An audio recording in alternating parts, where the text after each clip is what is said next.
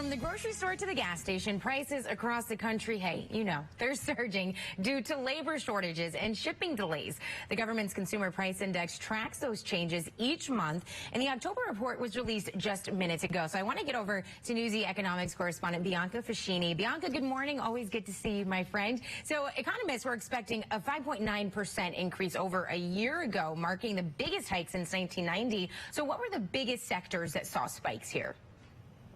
Hey, Alex, good morning. So the latest report shows that the annual growth rate went up by 6.2% from October 2020 to October 2021. That compares to a 5.4% increase from September 2020 to September 2021. And the monthly increase on a monthly basis, it was up by 0.9% compared to 0.4% in October. So to break those numbers down just a little bit, the Food at Home Index, which essentially measures the price of groceries, up 1%. The cost of energy is up 4.8%. The cost of gas up 6.1%. And we know that people have really been watching those in particular because the winter is coming and there was concern about this sort of global energy issue going on. And so ultimately what this shows us is that inflation is still rising and probably isn't great news that consumers were hoping to hear today. Definitely not, especially, I mean, you touched on it. It's winter's coming up, you know, and people are going to have to pay more to heat their homes, and that's never what we want to hear.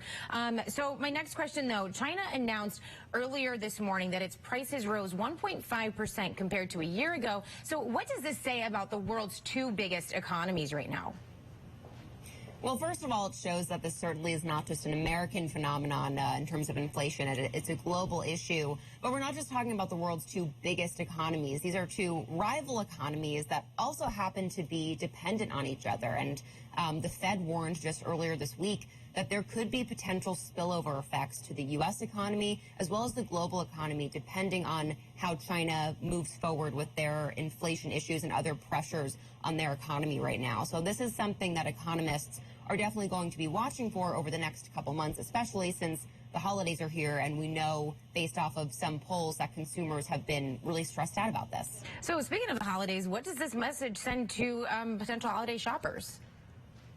So like I was saying earlier, these numbers are probably not what consumers wanted to hear, but I do think it's important to point out that we saw consumer sentiment in September actually go up after it hit near a record low in August. And I think that sort of speaks to the fact that the CPI report is probably the most impactful indicator that we get, but it's certainly not the only one. And when you think about some of the other reports that we've gotten over the past couple weeks, for example, the monthly jobs report came in better than expected. And we also learned in that report that the previous monthly jobs report that had looked really bad at the time were actually a little bit better. We're also seeing weekly claims fall. And so these things also can affect the sentiment among consumers. And also, for what it's worth, the National Retail Federation is predicting record sales this holiday season, anywhere from 8.5 to 10.5%. That's compared to 8.2% last year, which was, you know, the first year into the pandemic. So I think obviously there are so many different factors at play here, but it's not just the inflation report that's ultimately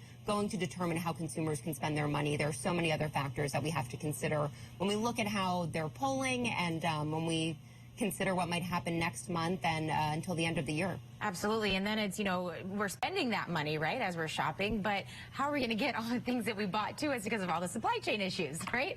All right. Economics correspondent Bianca Fascini, thank you so much.